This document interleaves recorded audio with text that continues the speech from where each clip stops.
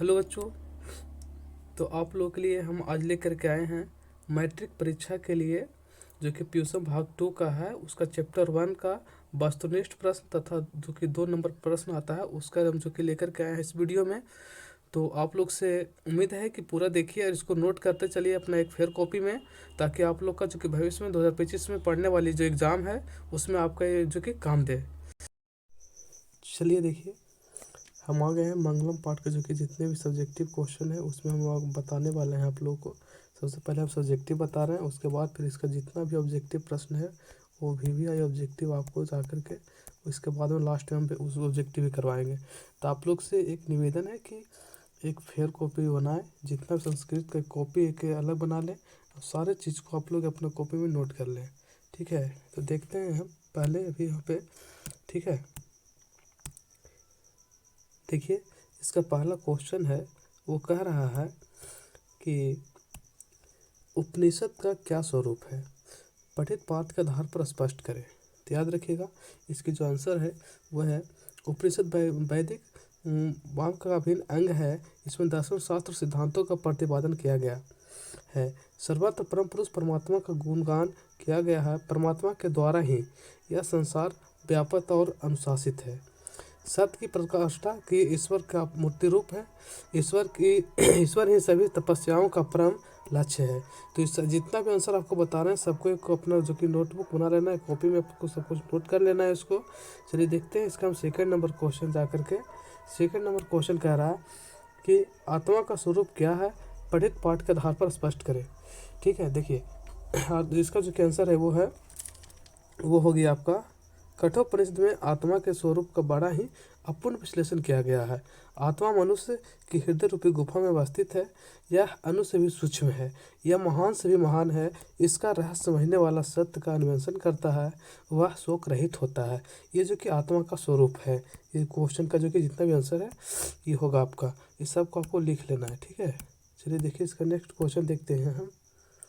Next question इसका कह रहा है मंगलम पाठ पर है ना, जो कि इसका 5 वाक्यों में परिचय दे। देखिए कह रहा है इस पाठ में 4 मंत्र जो कि क्रमशः ईश्वास्य कंठ मुंडक तथा श्वेता श्रुतर नामक उपनिषदों में विशुद्ध आध्यात्मिक ग्रंथों के रूप में उपनिषद का महत्व है। इन्हें पढ़ने से परम सत्ता के प्रति श्रद्धा उत्पन्न होती है, सत्य से अन्वेषण की प्रवृत्ति होती है तथा आध्यात्मिक खोज की उत्सुकता होती है। उपनिषद ग्रंथ विभिन्न भेदों से संबंधित है। ठीक है, ये जितनी चीज़ है आपको एक स्क्रीनशॉट लेकर के इसको सही से लिख लेना है और वीडियो को सही तरीक़ा से पूरा देखिएगा। लास्ट में आपको ऑब्जेक्टिव भी मिलेगा इसमें। ठीक है, चलिए देखते हैं नेक्स्ट क्वेश्चन की तरफ। नेक्स्ट क्वेश्चन कह रहा है इसका जा करके, नेक्स्ट क्वेश्चन का महान लोग संस्कार रूपी सागर को कैसे पार करते हैं। तो याद रखिएगा, श्रुताश्वर उपनिषद में ज्ञानी लोग और अज्ञानी लोग में अंतर स्पष्ट करते हुए महर्षि वेद व्यास ने बतलाया है। कहते हैं कि अज्ञानी लोग अंधकार स्वरूप, ज्ञानी प्रकाश स्वरूप, महान लोग इसे समझकर मृत्यु को पार कर जाते हैं, क्योंकि संसार रूपी सागर को पार है ना, इसे समझकर पार करने का इससे बढ़कर अन्य कोई रास्ता नहीं है। चलिए आगे देखते हैं, विद्वान पुरुष ब्रह्मा को किस प्रकार प्राप्त करता है। ये भी क्वेश्चन बहुत अच्छा है। ठीक है, देखिएगा, समझिएगा, इसको सही से लिख लीजिएगा या साथ में याद करने की कोशिश करिएगा। इसका जो आंसर होगा वो होगा मुंडक उपनिषद में महर्षि वेद व्यास का कहना है कि जिस प्रकार बहती हुई नदियाँ अपने नाम और स्वरूप अर्थात व्यक्तित्व को त्याग कर समुद्र में मिल जाती है, उसी प्रकार महान पुरुष अपने नाम रूप अर्थात अहब को त्याग कर ब्रह्मा को प्राप्त करता है। ये इसकी सही आंसर होगी। चलिए देखिए नेक्स्ट क्वेश्चन इसका क्या कह रहा है। वो नेक्स्ट क्वेश्चन कहता है मंगलम पाठ के आधार पर सत्य की महत्ता का प्रकाश डालें। ठीक है, चलिए देखें, तो इसका जो कि आंसर हो जाएगा वो होगा सत्य के महत्व को वर्णन करते हुए महर्षि वेदव्यास कहते हैं कि सत्य की ही जीत होती है, मिथ्या कदापि नहीं जीतता। सत्य से ही देवलोक का रास्ता प्रशस्त होता है। मोक्ष प्राप्त करने वाले ऋषि लोग सत्य को प्राप्त करने के लिए ही देवलोक जाते हैं, क्योंकि देवलोक का सत्य का खजाना है। ठीक है, चलिए देखते हैं नेक्स्ट क्वेश्चन की तरफ। नेक्स्ट क्वेश्चन है वो क्या है, देखिए नेक्स्ट क्वेश्चन है मंगलम पाठ के आधार पर आत्मा की विशेषता बतलाएं। जो कि मंगलम पाठ है उसके आधार पर आत्मा की क्या विशेषता है वो आपको बतलानी है। तो इसका आंसर में क्या होगा, मंगलम पाव में यहाँ पे मंगलम पाठ लिखाया गया। ठीक है, सही से सुधार लीजिएगा। मंगलम पांडु संकलित कठोपनिषद से लिए गए मंत्र में महर्षि वेद व्यास कहते हैं कि प्राणियों की आत्मा हृदय रूपी गुफा में बंद है। यह सूक्ष्म से सूक्ष्म और महान से महान है। इस आत्मा को बस में नहीं किया जा सकता है। विद्वान लोग शोक रहित होकर परमात्मा अर्थात ईश्वर का दर्शन करते हैं, है ना। इसका जो कि राइट आंसर है आत्मा के बारे में आप जान सकते हैं। चलिए देखिए नेक्स्ट क्वेश्चन क्या कह रहा है, उपनिषद को आध्यात्मिक ग्रंथ क्यों कहा गया है। याद रखिएगा उपनिषद एक आध्यात्मिक ग्रंथ है क्योंकि यह आत्मा और परमात्मा के संबंध के बारे में विस्तृत व्याख्या करता है। परमात्मा संपूर्ण संसार में शांति स्थापित करते हैं। सभी तपस्वियों का परम लक्ष्य परमात्मा को ही प्राप्त करना ही है, ठीक है। तो ये आपकी जो कि 8 क्वेश्चन जो कि थी वो है ना जो कि संस्कृत का था। तो आप उम्मीद करें कि आप लोग सही से लिखे होंगे। अगर आप लोग नहीं लिखे, अगर इस प्रकार का PDF मतलब आप लोग लेना चाहते हैं तो मेरा जो कि बोल सकते हैं व्हाट्सएप ग्रुप आपका जो कि लिंक दिया गया है उस पर जा करके डिस्क्रिप्शन में दिया रहेगा, आप जा करके उससे जुड़ सकते हैं। ग्रुप में जितना भी है PDF आपको डाला जाता है, तो उम्मीद करेंगे, नहीं तो फिर आप स्क्रीनशॉट लेकर के इसको लिख सकते हैं। चलिए तो शुरू करते हैं। आपका जो कि चैप्टर का नाम है वो है मंगलम।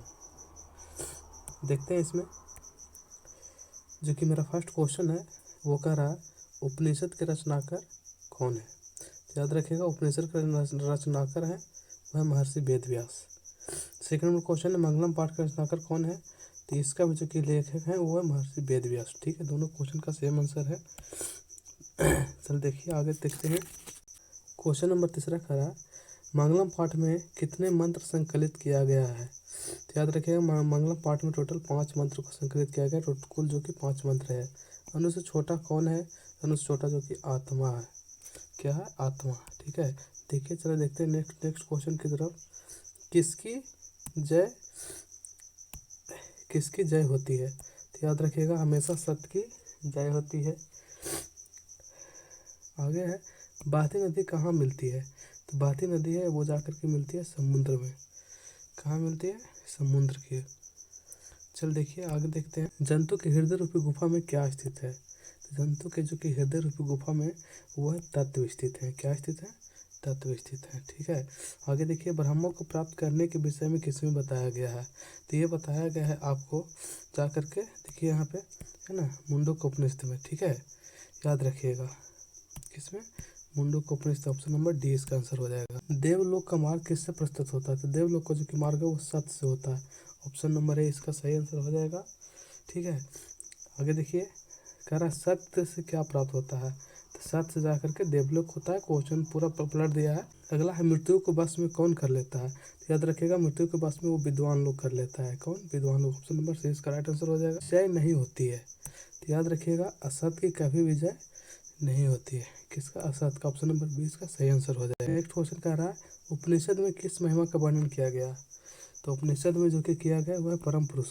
याद रखिएगा किसका वर्णन किया गया, परम पुरुष का वर्णन किया गया। उपनिषद में कुल कितनी संख्या है। तो जो कि उपनिषद में कुल संख्या की जो कि है वो है जा करके 105 नहीं है, ठीक है, वो है 108। ऑप्शन नंबर बी हो जाएगा यहाँ पे। ऑप्शन नंबर बी 108 हो जाएगा उपनिषदों की संख्या, ठीक है। चलिए देखते हैं नेक्स्ट क्वेश्चन।